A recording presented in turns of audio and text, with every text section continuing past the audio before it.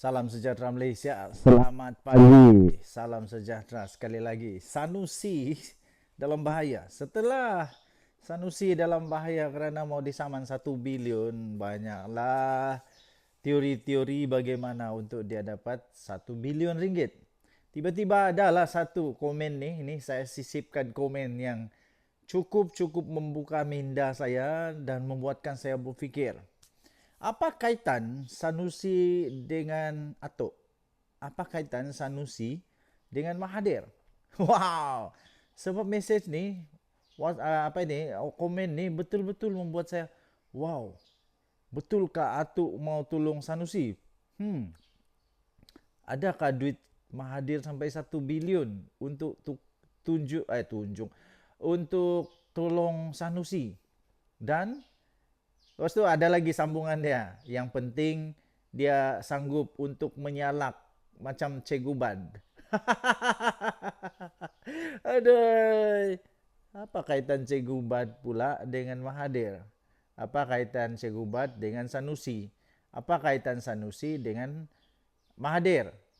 Saya rasa satu benda yang sama diorang ni adalah diorang ni semua ada kes fitnah.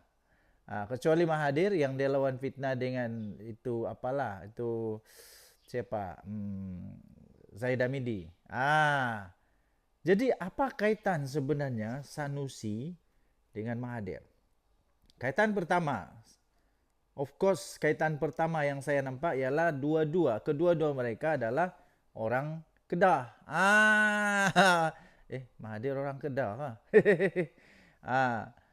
Dua-dua mereka ni orang utara lah no. Orang utara. Hak tu lah yang sama aja. Yang lain apa samanya? Kedua, mereka bukan dari satu parti pun. Tapi persamaannya ialah mereka ni dua-duanya dalam satu rumpun yang sama, iaitu rumpun apa sudah nama diorang punya gabungan negeri itu 4 negeri itu. Coba kamu komen sikit. Apa nama gabungan negeri itu yang Mahathir jadi penasihat tu, sayang. Sampai sekarang saya tidak boleh hadam tau tuan-tuan dan puan-puan. Saya tidak boleh hadam. Kenapa Perikatan Nasional, PAS, Gerakan, Bersatu dan apa sajalah yang ada di dalam tu masih memanggil Mahathir sebagai penasihat. Saya tidak boleh hadam itu. Jadi 1 bilion. Kenapa Mahathir mau kasih pinjam Sanusi? Kasih pinjam? Kalau Mahathir kasih pinjam Sanusi, saya pikir Sanusi tidak akan mampu bayar lah. Sanusi tidak akan mampu bayar. Dengan gaji dia sebagai Menteri Besar Kedah, dia tidak akan dapat bayar balik lah. Dia tidak akan dapat ganti balik hutang. Kalau dia hutang dengan Mahathir pun dia tidak akan dapat ganti balik. Itu pasti. Jadi kenapa Mahathir mau tolong Sanusi? Jadi ringkasnya, saya ringkaskan sajalah. Mahathir tidak akan kasih pinjam Sanusi 1 bilion lah, tidak. Dan Sanusi pula sudahlah action sangat. Sudahlah keras kepala, besar kepala sangat. Akhirnya akan terjumpa juga dengan orang yang betul-betul pun berani, besar kepala juga. Orang kata apa? Hang ingat hang seorang je yang kuat Ada lagi orang yang kuat dari hang. Macam itulah. Jangan ingat kamu tu bijak sangat. Sebab manusia lain pun bijak juga. Begitulah. Okey. So, kesimpulannya, Mahathir tidak akan tolong Sanusi lah. Mahathir tidak akan tolong Sanusi.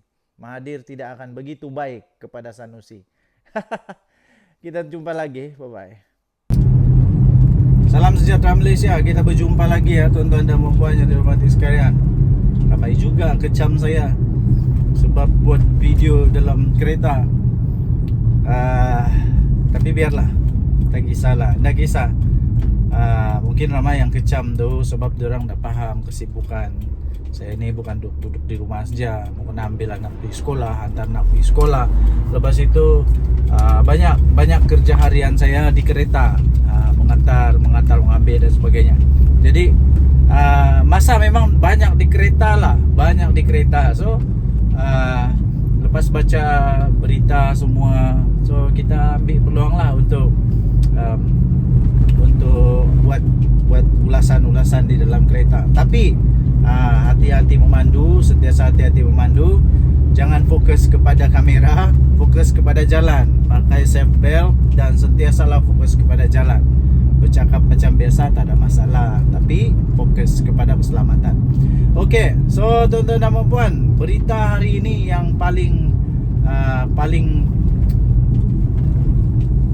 padu lah.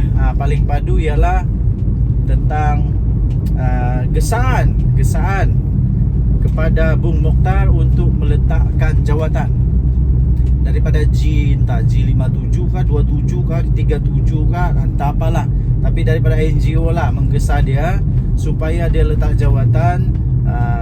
Berikutan dia diarahkan untuk membela diri oleh Mahkamah Rayuan. Okey, so akhirnya Bung Mokhtar muncul dalam satu berita yang saya nampak tadi di TikTok. Ada orang bagi berita tentang itu dan saya tonton sehingga habis. Dan menurut video itu, Bung Mokhtar kata dia tidak akan melayan permintaan gesaan orang-orang yang suruh dia letak jawatan. Untuk perkara ini saya setuju. Walaupun banyak perkara yang saya tidak setuju dengan Bung Mokhtar, tapi perkara ini saya setuju. Iaitu beliau tidak perlu letak jawatan. Kenapa dia perlu letak jawatan? Seperti video saya sebelum ini, saya ada bagi ulasan bagi orang-orang yang suruh dia untuk letak jawatan. Saya tanya soalan satu saja, soalan simple. Kalau kamu suruh dia letak jawatan, cuba namakan siapa yang boleh, mampu, layak untuk jadi pengganti dia, untuk mengepalai UMNO Sabah, Barisan Nasional Sabah. Nah, jawapan dia tidak ada yang boleh. Jadi beliau kata, Bung Mokhtar kata beliau tidak akan ikut terintimidasi lah, tidak akan terpengaruh dengan gesaan-gesaan itu, kerana beliau kata semua yang dia hadapi sekarang itu tidak mengganggu tugas dia. Tidak mengganggu tugas dia sebagai ketua UMNO dan pemimpin Barisan Nasional di Sabah yang paling besar lah. Tidak mengganggu kerja dia. Lepas itu pertama. Kedua, beliau juga kata kes mahkamah itu tidak mengganggu tugas dia sebagai adun lamag dan juga untuk MP Kinabatangan. Jadi ini saya setuju.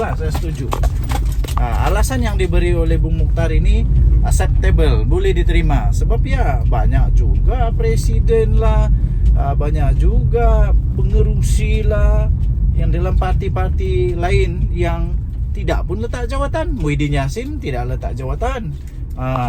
Dan ramai lagi ahli-ahli politik, ketua-ketua, kepala-kepala politik ni tidak letak jawatan. Jadi kenapa dia perlu letak jawatan? Jadi betul, yang ini saya setuju untuk Bung Mokhtar. Lagi pula negeri Sabah memerlukan seseorang yang cukup mempunyai kelantangan, keberanian seperti dia. Tapi tidak semestinya dia jadi kerajaan, tidak semestinya. Kalau dia jadi pembangkang bagus juga, sebab perlu ada semak dan imbang yang berani, yang pandai, yang berpengalaman dan tahu untuk berhujah dengan bagus. Jadi semua itu ada pada Bung Mokhtar. Jadi itulah pendapat saya, bagus. Bung Mokhtar tak payahlah layan semua itu, kecuali kalau memang sudah dia kalah di mahkamah nanti, dijatuhkan hukuman dan jadi macam Najib Razak, barulah dia boleh letak jawatan. Okey, Denyut Nadi Suara Rakyat bergema di channel ini. Jangan lupa tekan butang subscribe, like dan share. Malaysia kita punya, cintai Malaysia aku, kita jaga kita. Kita jumpa lagi, bye bye.